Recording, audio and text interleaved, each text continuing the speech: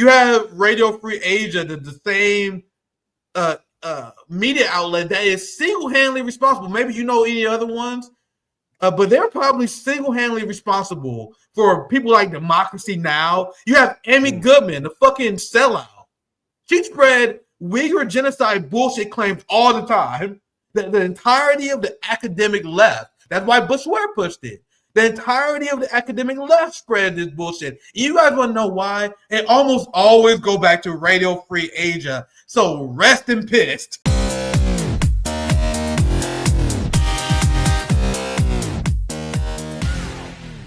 There are many people in America, and I see it all the time. Gosh, there's a lot of right wingers who actually follow me as well, but they are always confused when they see my pro-China post.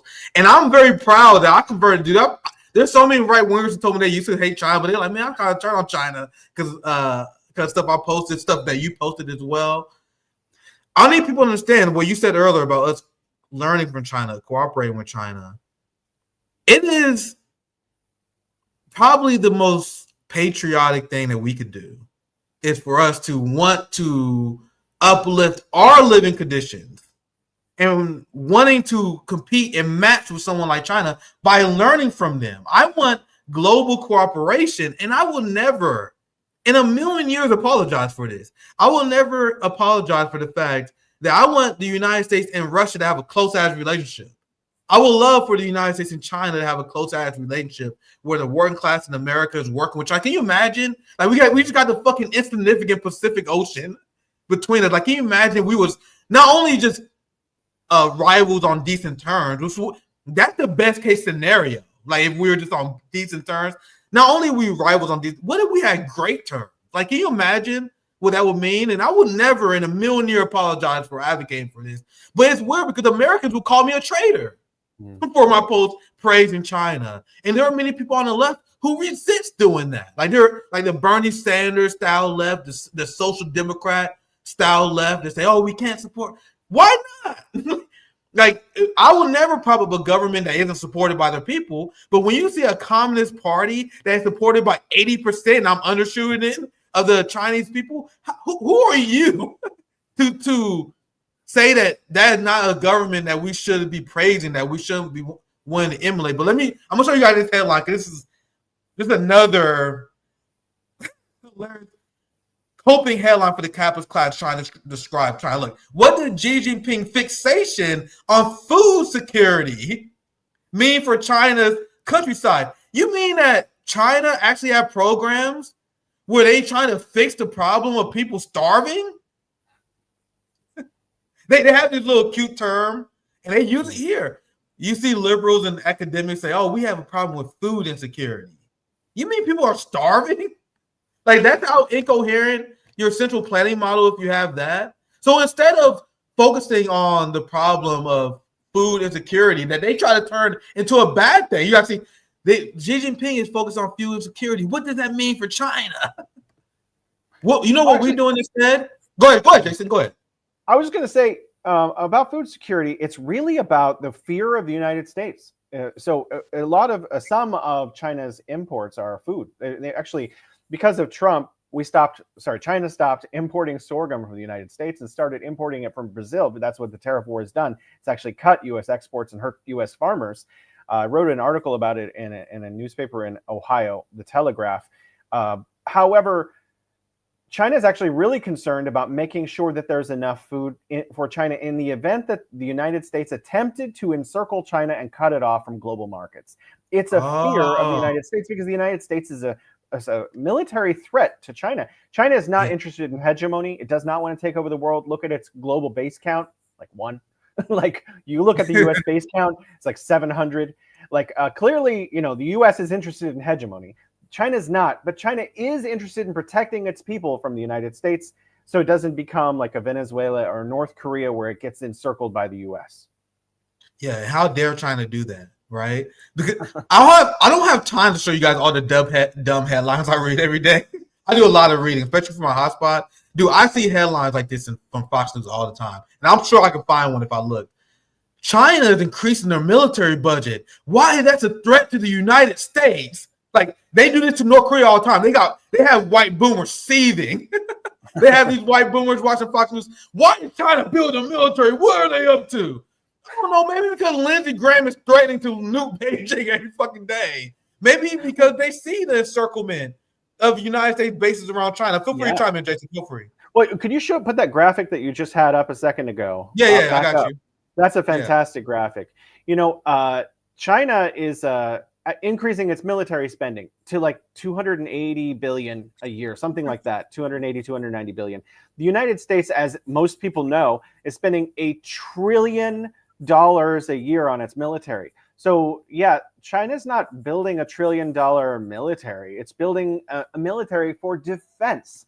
Where is aircraft carriers located?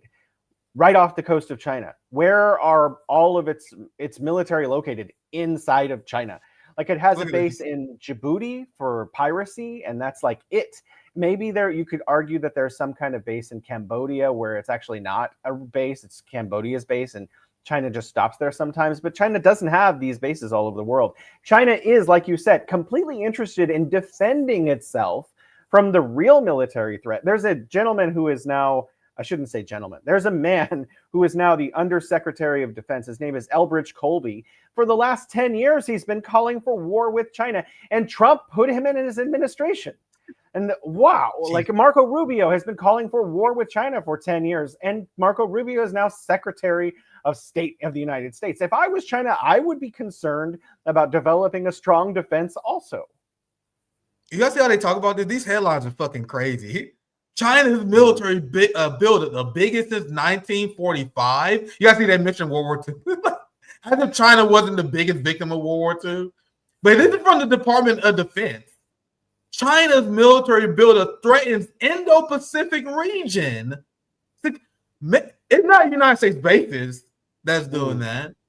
It's not belligerent use of U.S. sanctions that destabilize economies that is a threat to the region. It's China's military buildup. And this is the kind of stuff they got that convinced Americans that China is our number one threat. I show you guys all these polls. I wonder if there's a newer poll. I always read this poll from like 2022.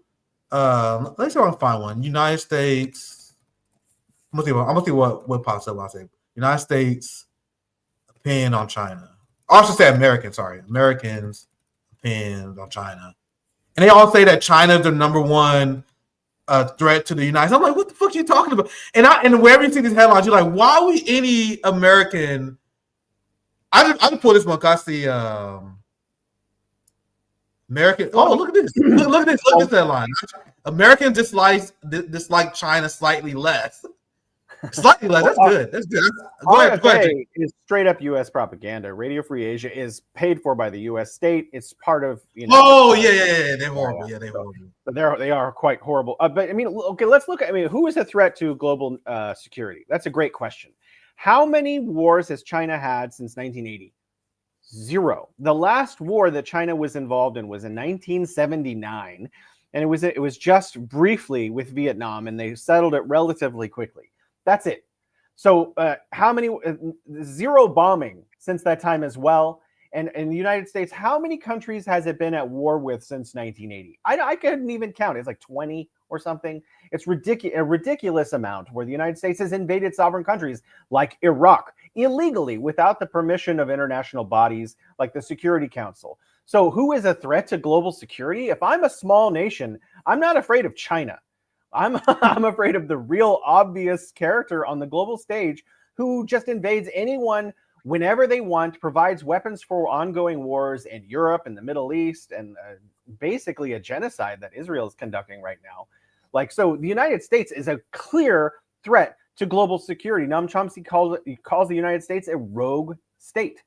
China, it's peaceful. It's actually the first major economy in modern history that has risen in almost complete peace. All of the Western European nations did so by exploiting Africa, Latin America, South Asia, East Asia. Even China was colonized by Western Europe and the United States for like a century before the Japanese came and began exploiting China. China didn't invade anyone. They worked hard to build a strong economy, and that economy is now a threat. I think another part of China's economy, why the United States is so hostile, isn't just like the economic model is a threat. But U.S. corporations want to be able to exploit Chinese workers like they are exploiting American workers. They're just like, oh my gosh, 1.4 billion people who make less than American workers. If we could just do anything we wanted there, we could make an enormous amount of money. And that's what the U.S. state is thinking. Oh, if we could just topple China. Well, imagine the money, the profits that we could make in the United States. So that's a real huge part of what's going on with the U.S. hostility towards China. So it's really ridiculous. It's sick. What they are doing now to the American workers is what they want to do to Chinese workers. And China is like, we're not going to let that happen. I'm going to show you guys this. I found this funny because you reminded me of this.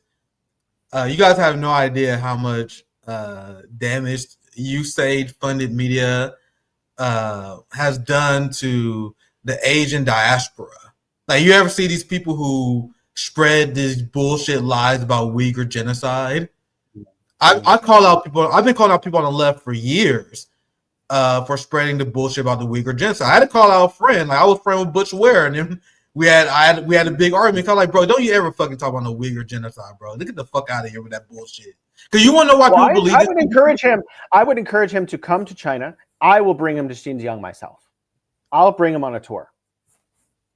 Yeah, man, it was really heartbreaking. Like, yeah, Guam, it really was heartbreaking. I like Butch Ware, man. Like, I think we're cool now, but we had to fall out because I was like, bro, you out of your fucking mind. You think I'm ever gonna tolerate you spreading this bullshit, bro? And there's a large amount of people, and I'm not trying to single out Butch Ware. I'm just using that as an example. There's so many like Muslims and diaspora Asians whose mind have been fucking destroyed by Radio Free Asia.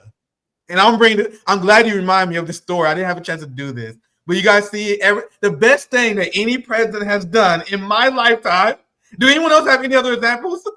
You guys know I don't fuck with Trump. But name one thing a United States president have ever done that was as positive as Donald Trump defunding USAID. He didn't do it for the reason I'm celebrating. You know, he's just a fiscal conservative who don't want to cut the military budget. He don't want to cut the police budget, so he was just desperate to fight anything. You know what I mean? It's not like ideological. But it was easily the best fucking thing any president had ever done, and it led to hilarious reactions like this. Radio Free Asia's Uyghur service is done. A Uyghur service is gone. But the fight lives on. So right after USAID get funded, and they open about, yeah, that's the reason why that is. You have Radio Free Asia, the same media outlet that is single-handedly responsible. Maybe you know any other ones, but they're probably single-handedly responsible for people like Democracy Now! You have Amy Goodman, the fucking sellout. She spread Uyghur genocide bullshit claims all the time. The entirety of the academic left. That's why Butch Ware pushed it. The entirety of the academic left spread this bullshit. You guys want to know why? It almost always go back to Radio Free Asia. So rest in pissed.